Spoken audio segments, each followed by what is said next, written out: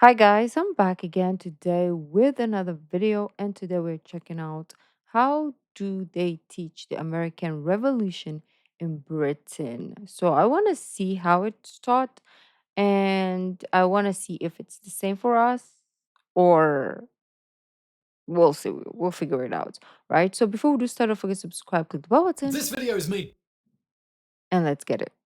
This video is made possible by the Great Courses Plus, an on-demand video learning service, learning your own pace with no tests and no schedules. Check out the Great Courses Plus through the link in the description below. More about them a little later. Okay.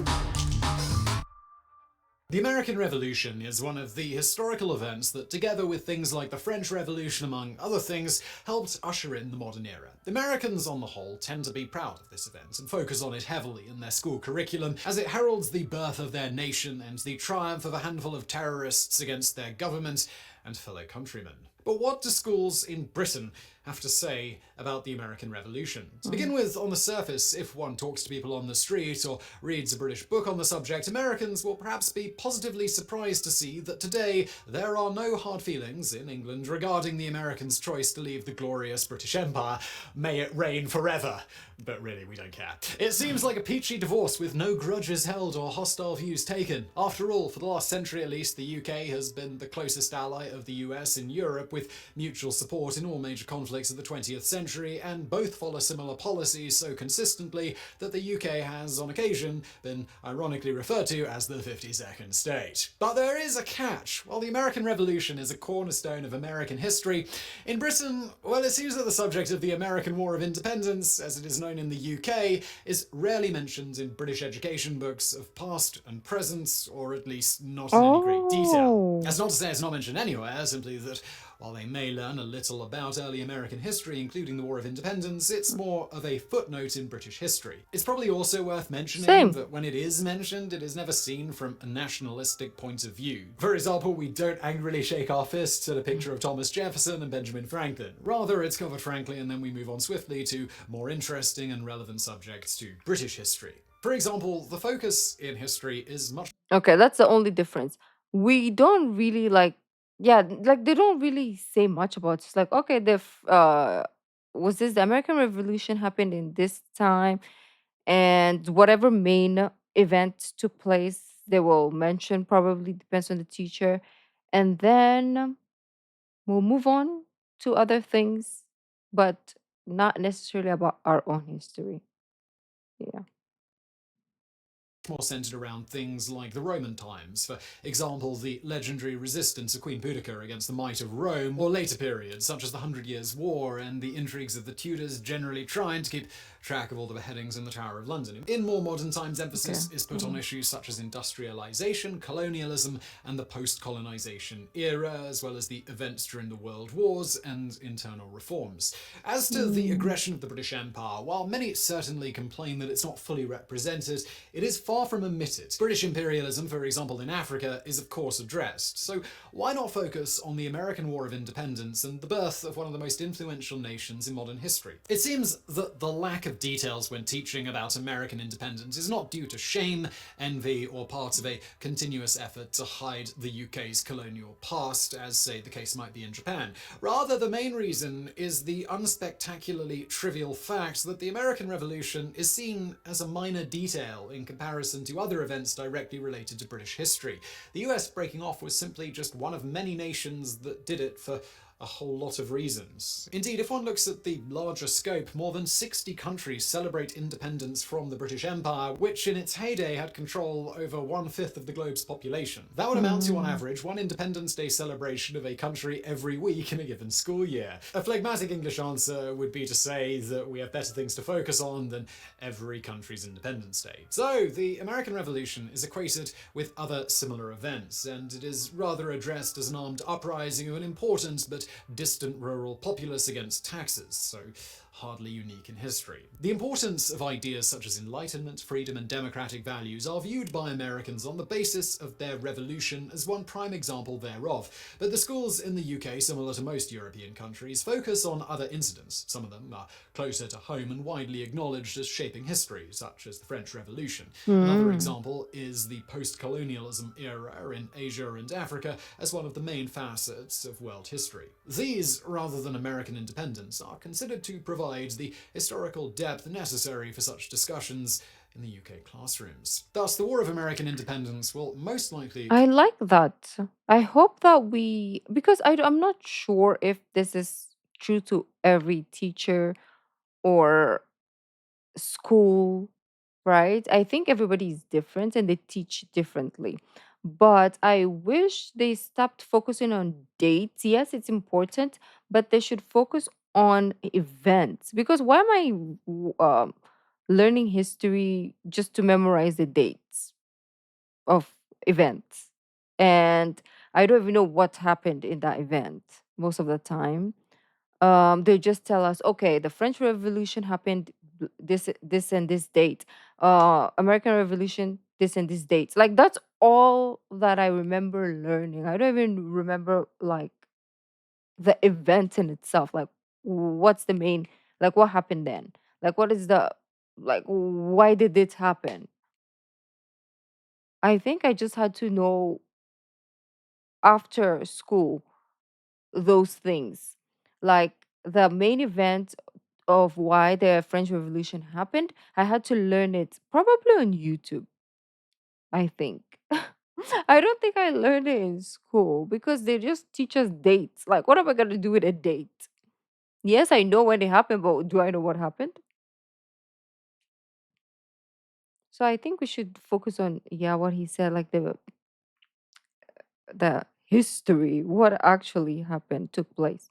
Come up as an addendum, providing context when dealing with the French Context. Revolution or with trade regulations within the British Empire as an example of a taxation policy gone wrong. It can also be related to the long-term effects of the Seven Years' War, which may be considered one of the causes that would eventually lead to the higher taxation that in turn ignited the Mm-mm. revolutionary actions in the Americas. Of course, that does not mean that American history is shunned from British schools, far from it. The developments of civic rights, the role of American industrialization, the combined efforts with the British in the World Wars and the Cold War are placed highly in various stages of the curriculum, be it in the early key stages of the English system or adapted for older students of 15 to 18 years, such as during the A-level and GCSE exams. To give an example within the history books provided by AQA, that's a blast from the past. Out of more than 30 titles covering the period from the Crusades up to the 21st century, two refer directly to the USA. The Making of a Superpower, USA 1865 to 1975, and The American Dream, Reality and Delusion 1945 to 1980. The titles are indicative of the thematic stressed in each book. Notice that there is no book specifically dealing with the USA before 1861. Besides these No. reasons, the lack of emphasis on the American Revolution could be seen as related to the political scene within the UK itself. The UK is Maybe they were regarded by going through some as a fragile nation, as their own emphasised thing. by much talk of independence by individual regions, especially in the last decade. The independence of a mainly English-speaking American colony, which is also culturally related to England, is much more on par with the Scottish or North Irish independence movements than, say, the Indian independence of 1947.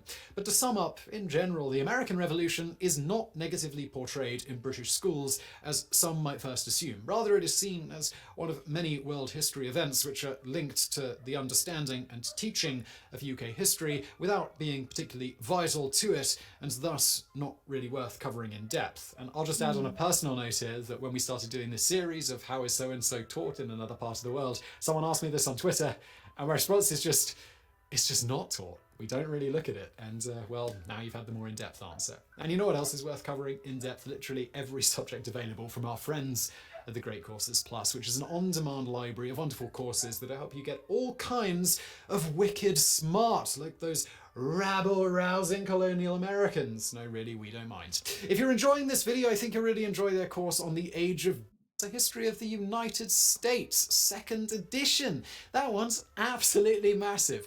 It's an 84-part exploration of American history, and those 84 parts, they're like half an hour each, so it's not Is this no part of the? tests, no schedules, and it's incredibly. And so you can learn and listen, or listen and learn, on the move.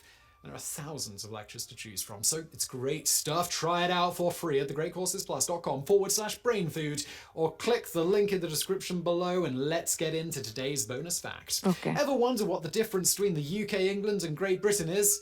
Honestly, yes, sometimes, even as a British man. The actual name of the sovereign state we are talking about here is the United Kingdom of Great Britain and Northern Ireland, the UK. The United Kingdom is made up of the countries England, Scotland, Wales, and Northern We Ireland. know that. The confusion of the terms seems to revolve around the term country and the political powers that are perceived True. based on that word. While the four countries that make up the UK are generally considered separate in the minds of locals, and in certain sporting events, their powers for local law and control are devolved from the UK. Think of the 50 states of the United States. While each state has their own set of laws, they are all under the power of the federal government. In the case of the UK, it is somewhat similar, though certain responsibilities are also implied, like healthcare and education, that are delegated to 3 of the 4 countries. The responsibilities that are delegated differ from one country to the next. England is the only country in which the UK does not devolve any powers, and instead it is legislated directly by the UK government. When it comes to international politics, it is the sovereign nation of the UK that is recognised, and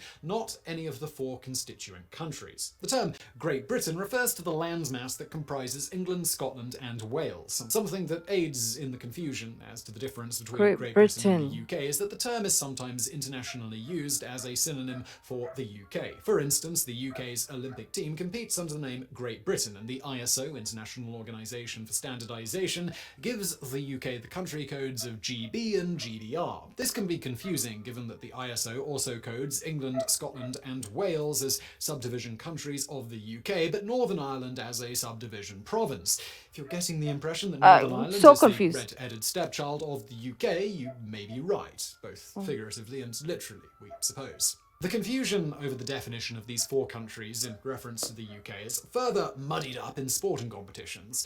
There are several international sporting events like the Commonwealth Games and football competitions in which each of the 4 has their own team, and they do not compete under a unified national team. When competing under these conditions, their nations are referred to as home nations. Because each team is from a specific home country, it can lead some to think that these countries have political autonomy as well. If you're curious about when these unions between the countries that comprise the UK came about, it happened as follows. England and Wales were joined in 1536. Scotland and England were joined together in 1707, along with the previously joined Wales, to Okay. officially form the Kingdom of Great So when Britain. did Ireland Ireland? decided to join up in 1801, at which point the United Kingdom of Great Britain and Ireland was formed. In 1922, however, many of the southern counties of Ireland decided to remove themselves from the Union, and the UK changed their name to the United Kingdom of Great Britain and Northern Ireland. So, in summary, Great Britain is England, Scotland, and Wales. The UK is England, Scotland, Wales, and Northern Ireland, and the full name is the United Kingdom of Great Britain and Northern Ireland. So fast. England is just the part of the island